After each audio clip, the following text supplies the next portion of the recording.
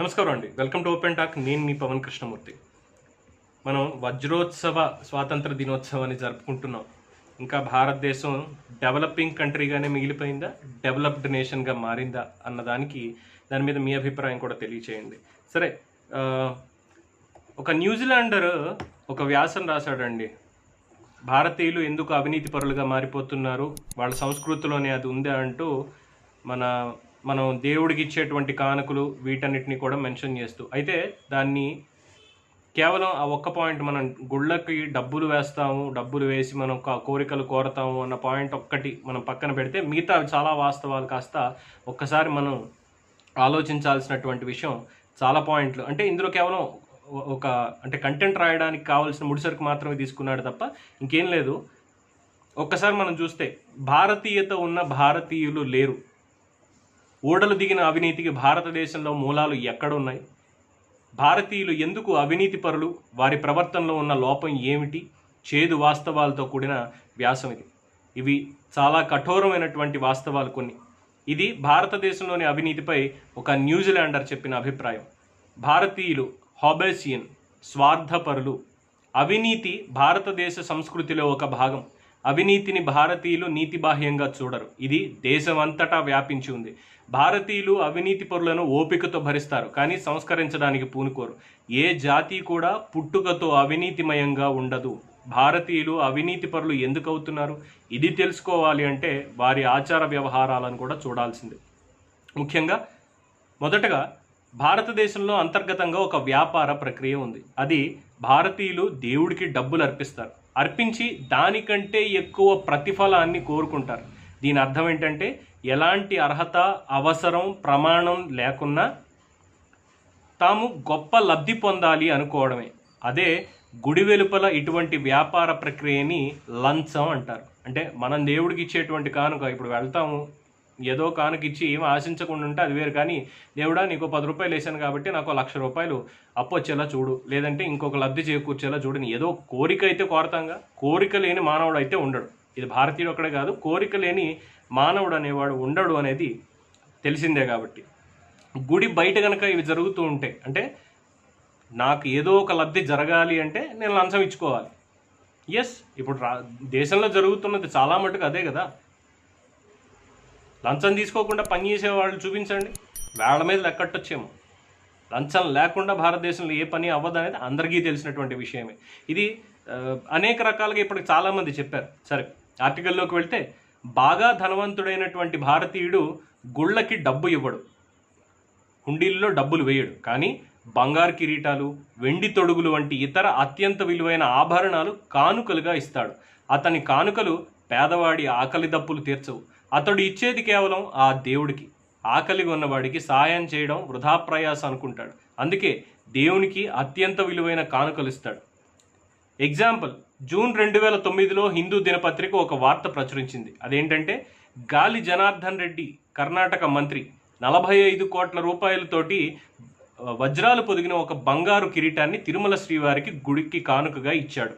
ఈ విధంగా విపరీతమైన సంపద ఈ భారతదేశంలోని కొన్ని గుళ్ళలో పోగబడుతుంది. ఈ సంపదని ఏం చేయాలో వాళ్ళకి అర్థం కాదు. కోశాగారాలలో బిలియన్ల కొద్దీ ఆస్తులు, డబ్బులు దుమ్ము కొట్టుకుపోతున్నాయి. యూరోపియన్లు భారతదేశానికి వచ్చి పాఠశాలలు నెలకొల్పారు, కానీ భారతీయులు మాత్రం యూరోప్, అమెరికా వెళ్ళి అక్కడ గుళ్ళు నిర్మిస్తున్నారు. తన కోరికలను తీర్చడానికి దేవుడు కానుకలు తీసుకోవడం ఎలా తప్పు కాదో, బయట కూడా లంచం తీసుకోవడం, ఇవ్వడం కూడా తప్పు కాదు అనే భావన అంతటా నెలకొంది. అందుకే భారతీయులు తేలికగా అవినీతికి లొంగిపోతారు. అయితే ఇక్కడ వీడికో మాట నేనే చెప్తా, మీరు చెప్పక్కర్లా.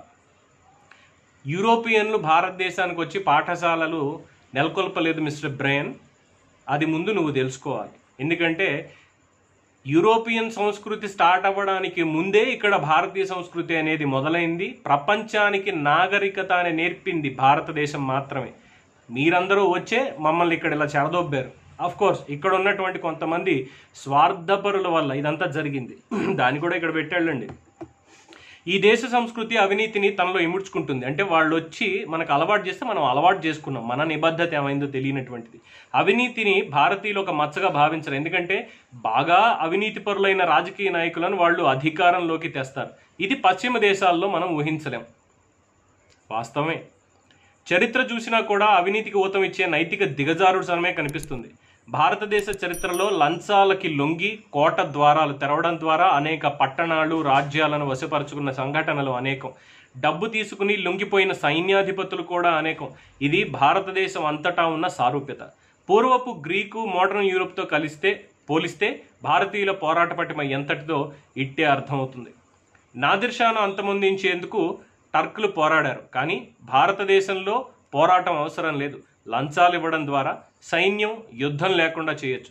దండెత్తేవాడు డబ్బులు ఖర్చు పెట్టగలిగేవాడైతే భారతీయ రాజులని చాలా తేలికగా లొంగ తీసుకోవచ్చు. అంటే వీళ్ళు ఎవరైతే స్వార్థపరులు ఉన్నారో వాళ్ళ పాయింట్ ఆఫ్ వ్యూలో మనం చూడాలి ఇక్కడ.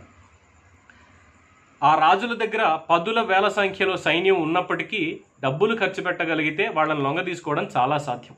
ప్లాసీ యుద్ధంలో భారతీయులు చాలా గట్టిగా యుద్ధం చేశారు. తర్వాత ఏమైంది? మీర్ జాఫర్కు ఆంగ్లేయుడు క్లైవ్ లాయిడ్ లంచం ఇచ్చాడు. అంతే, బెంగాల్ రాజ్యం ఈస్ట్ ఇండియా కంపెనీకి పూర్తిగా లొంగిపోయింది. భారతీయ కోటలను వశపరుచుకున్న చాలా సంఘటనలో ఈ డబ్బు మారక పాత్ర చాలా ఉంది.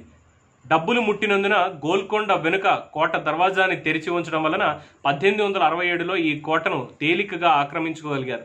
మరాఠాలను, రాజపుత్రులను కూడా ఈ లంచాలు ఇవ్వడం ద్వారానే మొఘలులు సులభంగా గెలుచుకోగలిగారు. శ్రీనగర్ రాజు ఔరంగజేబు దగ్గర డబ్బులు తీసుకుని సులేమాన్ను అప్పగించాడు. భారతీయులు అవినీతికి తలొగ్గి చేసిన దేశద్రోహ కార్యక్రమాలు అనేక ఉన్నాయి.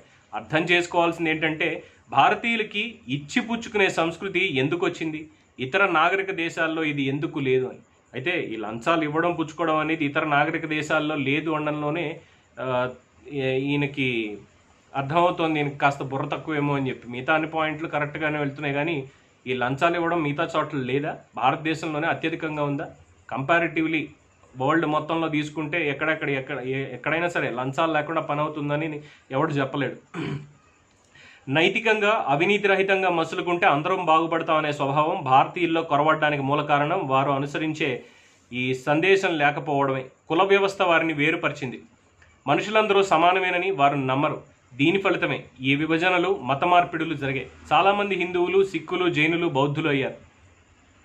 ఇంకను బలవంతంగా మత మార్పిడి వల్ల ఎంతోమంది క్రిస్టియన్లుగా, ముస్లింలుగా మారారు. భారతీయులు ఒకరిపై మరొకరికి విశ్వాసం ఏమాత్రం ఉండదు. భారతదేశంలో నిజమైన భారతీయత ఉన్న భారతీయులు లేరు. ఇక్కడ హిందువులు, క్రిస్టియన్లు, ముస్లింలు మొదలగు వారు ఉన్నారు. ఈ పాయింట్ గురించే నేను మీకు చెప్పిందండి. ఇక్కడ నేను చాలా రోజుల నుంచి చెప్తున్నా, ఈ కులాల రొచ్చు, కులం కూడు పెడుతుందా? కుల గౌరవం ఉండడం తప్పులేదు, మతం పట్ల అభిమానం ఉండడంలో తప్పులేదు, కానీ భారతీయుడు ఏడి? నేను భారతీయుడిని అని చెప్పేవాడు ఏడి? ఎక్కడా కనిపించట్లేదే. నేను కమ్మోడిని, నేను కాపోడిని, నేను పంతుల్ని, నేను రాజుని, నేను ఇంకోటి, లేదంటే నేను హిందువుని, నేను ముస్లింని, క్రిస్టియన్ని, సిక్కుని, బౌద్ధుని ఇదే అంటాం, కానీ నేను మనిషిని, నేను భారతీయుడిని అని గర్వంగా చెప్పేవాళ్ళు ఎవరు కనిపించట్లే సరిగ్గా. సరే, అది కూడా చూస్తే భారతదేశంలో నిజమైన భారతీయత ఉన్న భారతీయులు లేరు. ఇక్కడ హిందువులు, క్రిస్టియన్లు, ముస్లింలు మొదలగు వారు ఉన్నారు. 1400 సంవత్సరాల క్రితం భారతీయులంతా ఒకే విశ్వాసం కలిగి ఉండేవాళ్ళు, కానీ తర్వాత అనేక కులాలుగా, మతాలుగా విడిపోవడంతో ఈ అనారోగ్య సంస్కృతి దాపురించింది. అసమానతలు అనేవి అవినీతి సమాజానికి దారితీస్తాయి. భారతీయులు ఒకరినొకరు ఈసడించుకుంటారు, ఒక్క దేవుణ్ణి తప్ప. అతనికి కూడా లంచం ఇస్తారు. బ్రియన్, న్యూజిలాండ్, ఇది అతను చెప్పినటువంటిది. అతి తక్కువ అవినీతి ఉన్న దేశాల్లో న్యూజిలాండ్ మొట్టమొదటి దేశం. అందుకే అలా రాశాడు. మా దగ్గర అవినీతి లేదురా, చూసుకోండి, మీతో కంపేర్ చేసుకుంటే మా దగ్గర ఉన్నది కనీసం 0.1% కూడా మా దగ్గర లేదు అని చెప్పి. ఈ వాస్తవాలు ఇందులో మనం ఏవి తీసుకోవాలి, ఏవి తీసుకోకూడదు అనేది ప్రతి ఒక్కళ్ళకి విజ్ఞతతో ఆలోచించమని మనం ఏం చెయ్యాలి. అలానే దేవుడికి డబ్బులు ఇవ్వచ్చా, ఇవ్వకూడదా అన్నదానికి ఇప్పుడున్నటువంటి పరిస్థితిని బేరీజు వేసుకుని ఆలోచించండి. హుండీల్లో డబ్బులు వేస్తే ఏమవుతున్నాయి, ఏం జరుగుతోంది, అలాగే ఏ సంస్కృతిని తొక్కేయడానికి ప్రయత్నిస్తోంది. ఎందుకంటే భారతదేశంలో భిన్న సంస్కృతులు ఉన్నాయి, దేనికి దానికి ఒక మూలం అనేది ఉంది. దాన్ని మనం కాపాడుకోగలుగుతున్నామా లేదా అన్నటువంటిది ఒక్కసారి ఆలోచన చేయాలి. మన సంస్కృతిని మనం కాపాడుకుంటే సంస్కృతి మనని నిలబెడుతుంది. లేదు పక్క సంస్కృతే మాకు కావాలి, మేము దాన్ని బట్టే ఉంటాం అనుకుంటే ఇక్కడ సేమ్ యాజ్ టైటిల్, భారతదేశంలో భారతీయత ఉన్న భారతీయులు లేరు.